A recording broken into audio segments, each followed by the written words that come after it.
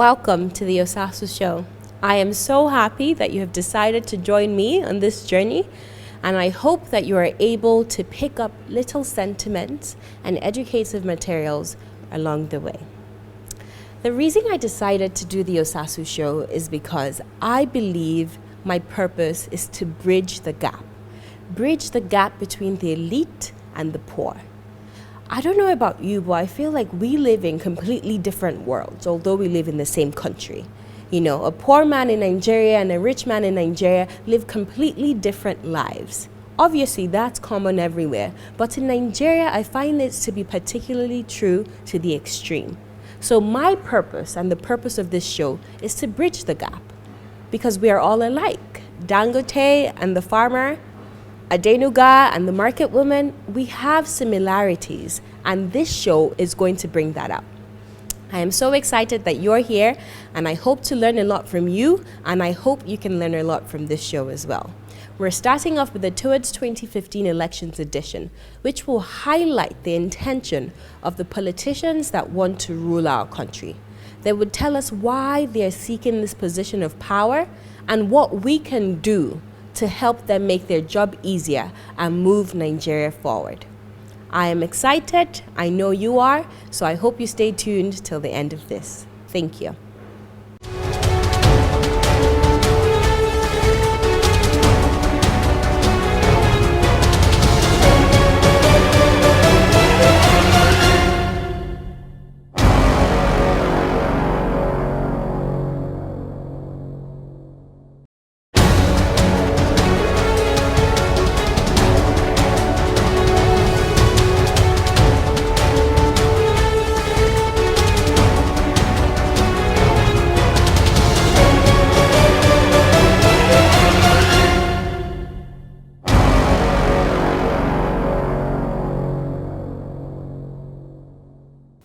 Welcome back to the Osasu show. We're still featuring the Towards 2015 Elections edition. Right now we are chatting with Chief Sergent Awuse. You're welcome, sir. Thank you very much, madam. You are the campaign leader in Rivers State for the re-election campaign of President Goodluck Jonathan. What are some struggles right now that you're facing in Rivers State? Thank you. I want to say this and put it very clearly. We are believers of the Jonathan School of Thought. And what we're doing in our state is to concentrate and make sure that PDP delivers all its candidates during the next election. I must point it out very clearly that as a people, we were ready for the election, for the election that was postponed. We'll come to that later perhaps, but I want to say that we have worked very hard. Over the last 1.5 years, we've been doing almost the same thing several times, visiting people, making contacts with relevant stakeholders in the state, ensuring that at least we have a candidate, the candidature of Jonathan re-established to our people. Jonathan is the president of Nigeria, and we see him as being not given the adequate credit for all that he has done. And in our campaign processes in our states, we have tried as much as possible to let them know what he has done, not just to other people, to us. People are talking about issues that to us are completely unrelated to the election. People talk about Boko Haram. Do you believe Boko Haram is unrelated to the election? They are related to the election as far as it concerns the Northerners. For us in Rivers State, Boko Haram is not an issue at all. It's not an issue. We're working. But some would say that Boko Haram is an issue for all Nigerians. Because if our brothers and sisters are being killed in the north, it affects us. It affects us in the south, it affects us in the east, you know, it affects us as a people. So what would you say about people's mental state? You know, people don't feel safe enough to hold, well, that's what the national security said. They said that it wasn't safe enough to hold an election right now. What are your thoughts on that? Look, I don't want to be driven into the argument of Boko Haram and election, but if I must say something, I will tell you this. Jonathan cannot be judged by the incident of Boko Haram, whether he gets Boko Haram removed from the country or whether he failed to remove it. He shouldn't be judged by that. Boko Haram was not a creation of Jonathan. I remembered when we were in the conference sometime in May, June last year, some of us spoke out and asked some relevant questions. Oh, they started castigating us. We said, look, the people that these things are bothering every day, they're not speaking out. They're not coming out. They're not saying something. We need more condemnations from them. From the people, the victims of Boko Well, Haram. not just the leaders from that zone of this country. Okay. They need to speak out more. I'm not. Well, some of the leaders are in the PDP party. Boko Haram essentially is against PDP.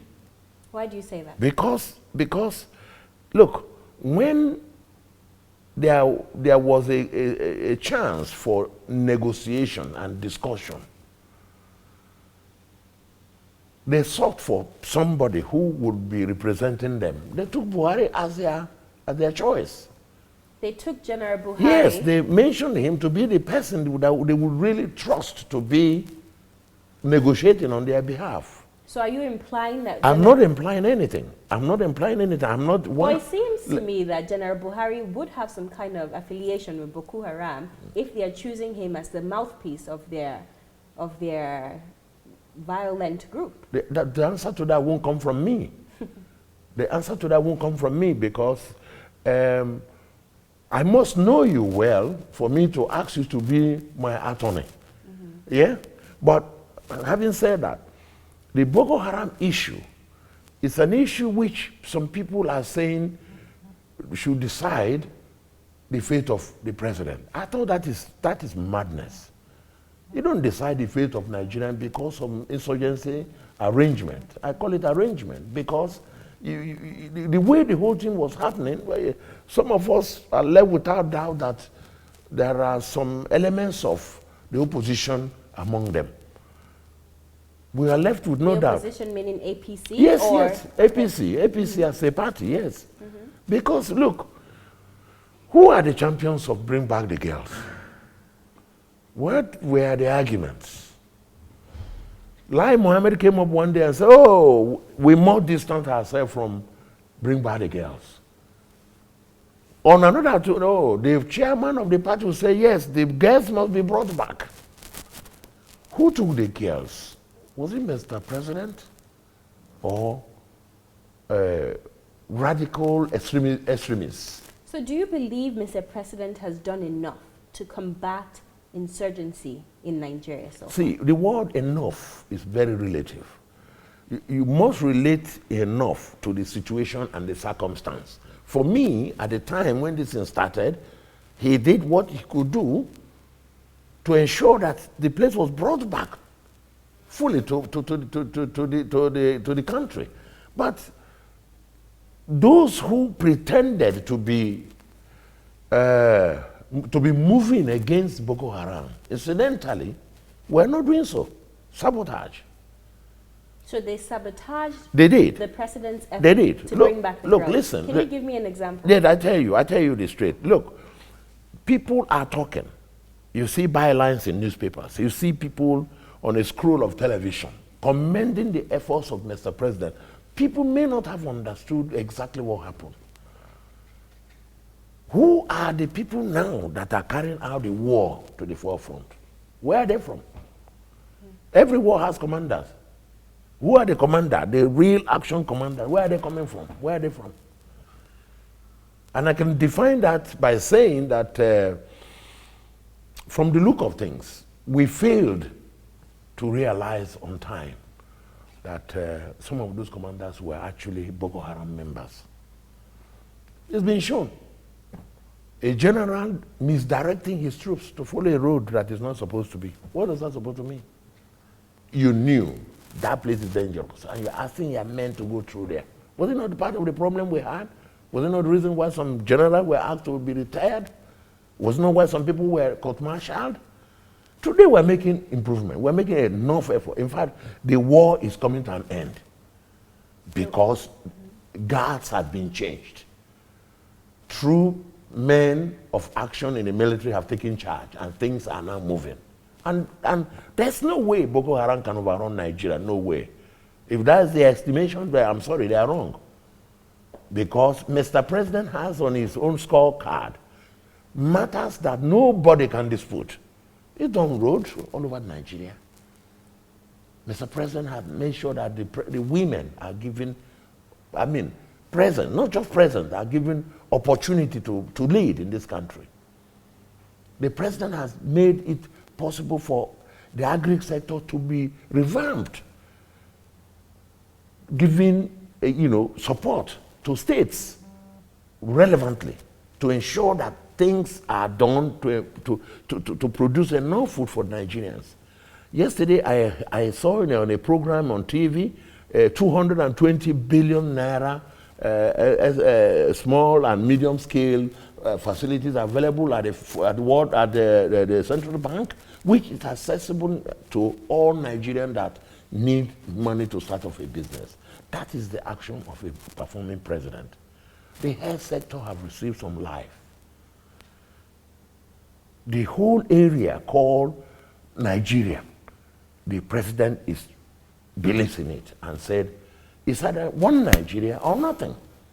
One Nigeria or nothing. That's more important than what you and I get as our individual benefit. Nigeria or nothing. That's the president to vote for. Hold that thought. We'll be right back. Thank you.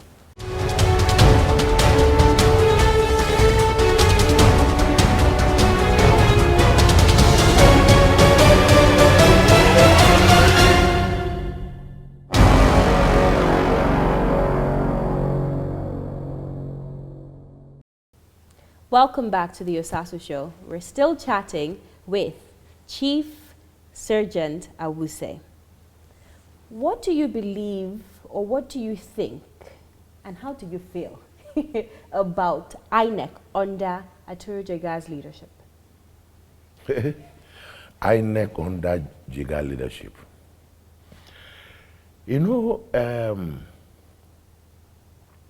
When the president appointed Jega as the head of INEC, some of us gave the president the opportunity that he can do the best for this nation. And we gave him support for that appointment. Something happened in 2011. The nation virtually came to a standstill on a particular day for an election to be delivered. Even though the election eventually was adjudged to be one of the best, but the scare before it is what all of us are afraid of again now. That scare. Yes, INEC has told the nation, we are ready for the election. But has not explained to the country how many people will be doing that election. And then show us exactly how, or prove to us that he was sincere and honest in the distribution of the PVC. Let me give you why we are developing some cold feet about Jega. When you question me here, you are trying to tell me I should show sympathy to areas that Boko Haram attacked. But let me tell you, they got their PVC before me. They got their PVC. The people from Adamawa, Borno, Yobe, and Bauchi, they got their PVC before me. How? How did they get the PVC? How? When we were talking about 47.6%, they were talking about 82%. How? And they're telling us that most of these people are displaced. So it's easier for the displaced people to have their PVC before me that stays in my home, that didn't run, that did not have any attack. I mean, Jega has to explain to Nigeria more what happened. We are told, and we have every reason to believe that two standards were set for this election. For whatever reason, I don't know. What are those standards? Yeah, those standards are one, make it more difficult for the people from the south to have their PVC and make it easier for the people in the north to have their PVC quick. That statement, I did need to be contradicted by INEC. Because as we talk today, my people in our state were still battling with identifying where we register some mistakes done by the printers and so on. Try to know where did you register? How do you collect your PVC? Meanwhile, people who are displaced have already gotten all their cards. Is it possible that INEC put more effort into ensuring that the people currently suffering from the insurgency issues, that they're putting more effort to ensure that they got their PVCs first? I doubt. I'm sorry, I doubt. And it's beyond human understanding. Because there are security checks. There are security measures. We know that during this period, we had some of these days, they had a closure, or sometimes they have 24-hour curfew. How did those cards reach them? The question is not putting more effort. It's not putting more effort. What type of effort did you put in those areas that you did not put in our areas? So if PDP believes Jega has compromised the elections to favor the APC, what is PDP doing as a party about that? Listen, the president is a Democrat. Our president is not a dictator. Our president allows each arm of government to function independently without interfering with their function. Yes, he appointed Jega, but the moment he appoints Jega, sacking of Jega is not just as easy as appointing him. And more so, he must allow him to work. But let the Nigerian public begin to put their own judgment together.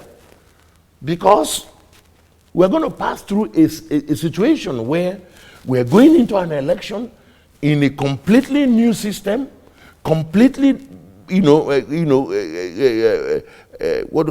technically backed election, and we're not yet ready. Let me tell you, 99% of Nigerians have not seen that card reader. 99%? Yes, 99% of Nigerians have not, or voters have not seen that card reader. They will see it the first time that day. You call a few people in a town hall meeting, you bring something like a calculator, you show them it's working under air condition.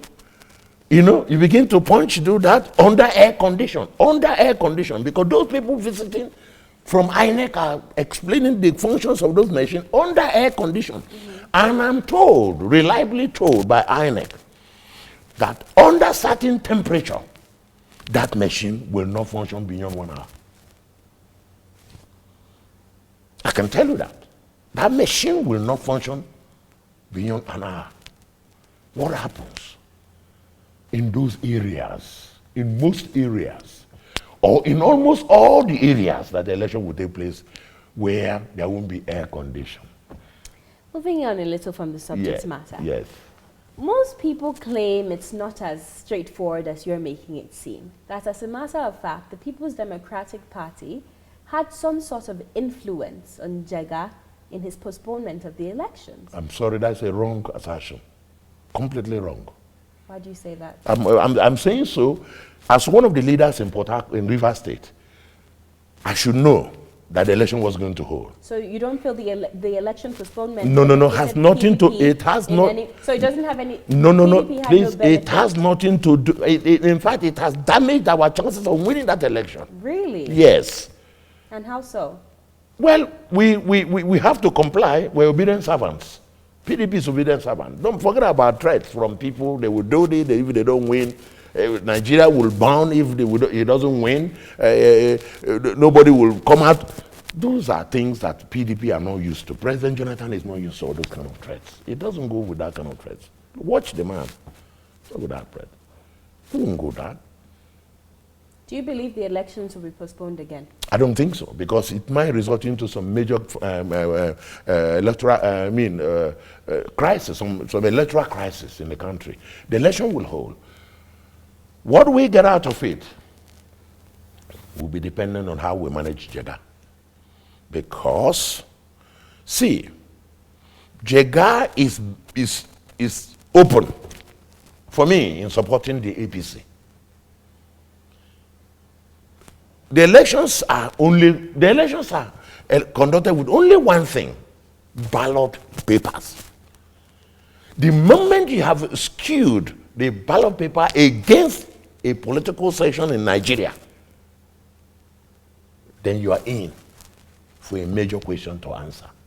But can you prove these facts? That what? That the ballot papers have been skewed to APC's advantage. What is the ballot paper? Ballot paper is the PVC. Each PVC is equal to one ballot paper. Is that not so? But the card reader checks the authenticity of the PVC. Am I correct?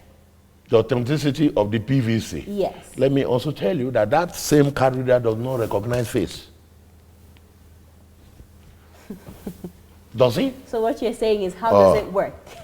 Well, you say it all. You say the remaining word. The card reader is like a computer. What do you impute in is what do you get out. If I have 20 card, PVC with me, and I'm allowed to one after the other vote, the machine will collect them. It's not because Sergent Awuse is the one holding it, the 20, it will take it. Let's bring you back home a little. Your state of Rivers. Yes. So it's going to be a tough fight. No. No, it's not. No, it won't You disagree. I disagree You don't totally. think that Kuku Peter I believe that we have done enough work to give us outright victory. Okay. Yes, I think so. So what do you think about the opponent of the APC? Look, listen, my sister. Look, you see, when you talk about APC in Rivers State, people give wrong interpretation of what APC is. Simply because the governor, former PDP governor, went to APC. Do you know that that very house in Rivers State, the government house in Rivers State, we have never elected any APC governor there. What you have, the so-called APC, were or remnants of PDP. Thank you so much, sir. Yeah. Any final words to the viewers? Well, my last words is to tell Nigerians that the president has done enough to deserve a second chance. In my state, Wike, as far as we are concerned, is unstoppable by anybody because he has worked. We have consistently campaigned in our state over the last 1.5 years. As we were campaigning for the president. The president of the Federal Republic of Nigeria happened to be from Rivers State, the Rivers man and women.